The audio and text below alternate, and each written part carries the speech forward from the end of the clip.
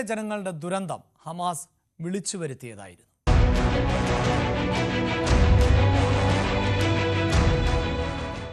Gaza യുദ്ധത്തിലേക്ക് നയിച്ച October 7 Hamas ആക്രമണത്തിന്റെ ഓർമ്മ ഇന്നും ലോക മനസാക്ഷിയെ നടുക്കുന്നതാണ്. 2023 നടന്ന കൂട്ടക്കുരുതിയിൽ 1195 പേർ ആണ് കൊല്ലപ്പെട്ടത്. ഇപ്പോഴും സമാധാന ചർച്ചകൾ തുടരുകയാണ്. മനു ഭരത്തുണ്ട് വാർത്തയുടെ വിശദാംശങ്ങളുമായി. മനു, വലിയ ആഘോഷത്തിലേക്ക് പോകേണ്ടിയിരുന്ന ഒരു രാജ്യത്തെ കണ്ണീരിലാഴ്ത്തിക്കൊണ്ടായിരുന്നു അന്ന് ഹമാസിന്റെ ആക്രമണം. ആ ആക്രമണത്തിലാണല്ലോ ഈ സംഘർഷം ആരംഭിച്ചത്. എങ്ങനെയാണ് അതിൻ്റെ തുടക്കം? അഭിലാഷ്, നമുക്ക് അന്നത്തെ ദിവസത്തെ സംഭവങ്ങൾ വളരെ കൃത്യമായി അറിയാം. പാലസ്തീൻ അല്ലെങ്കിൽ ഗാസ മുനമ്പിൽ ഏറ്റവും വലിയ സംഘർഷ സാധ്യതകളെ കാര്യം കൊണ്ടുപോയ ഒരു വലിയ ആക്രമണം അന്ന് നടന്നു.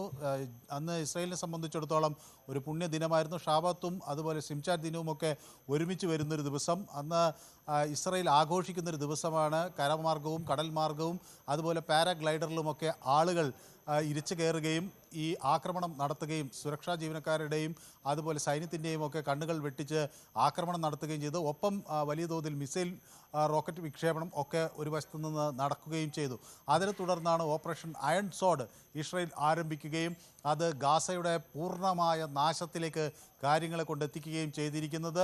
67,000-ലധികം ആളുകൾ ഈ യുദ്ധത്തിനിടയിൽ കൊല്ലപ്പെട്ടു കഴിഞ്ഞു. 2 ലക്ഷത്തോളം പേരാണ് പലതരത്തിൽ പരിക്കേറ്റ് ആയിട്ടുള്ളത്. അതിൽ 1.25 ലക്ഷത്തോളം ആളുകൾ ഏതാക്കുറെ അവശ നിലയിലാണ്. കുട്ടികൾ വലിയ തോതിൽ 20,000-ലധികം കുട്ടികൾ കൊല്ലപ്പെട്ടു.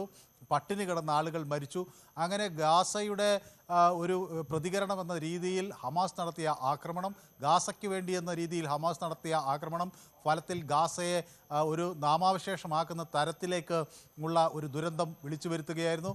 പിന്നീട് വലിയ തോതിൽ അന്താരാഷ്ട്ര സമൂഹം ഇടപെട്ടതിൻ്റെ ഒരു സാഹചര്യം നമുക്ക് കാണാൻ കഴിഞ്ഞു. വലിയൊരു പാഠം ഈ ഒക്ടോബർ 7 നമുക്ക് നൽകുന്നു. പലയിടങ്ങളിലും ഇന്ന് യോഗങ്ങളും പ്രാർത്ഥനാ യോഗങ്ങളും ഒക്കെ സംഘടിപ്പിച്ചു. ഈ യുദ്ധത്തിൽ അന്ന് ഒക്ടോബർ 7 കൊല്ലപ്പെട്ട ആളുകളെ ഇസ്രായേൽ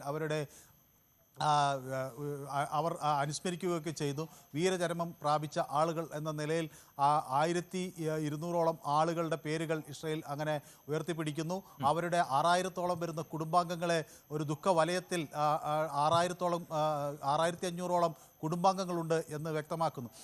പക്ഷേ ഏതായാലും ആ വലിയ സംഭവത്തിന് ശേഷം ഇപ്പോൾ അവിടെ മധ്യേഷ്യയിൽ ശാന്തതയിലേക്ക് കാര്യങ്ങൾ നീങ്ങുന്നു എന്നൊരു വലിയ പ്രതീക്ഷ വന്നിട്ടുണ്ട്. ഇപ്പോൾ ഏറ്റവും ഒടുവിൽ അൽ-ഖുദ്സ് ബ്രിഗേഡിന്റെ ഒരു വാർത്താക്കുറിപ്പ് വന്നിട്ടുണ്ട്.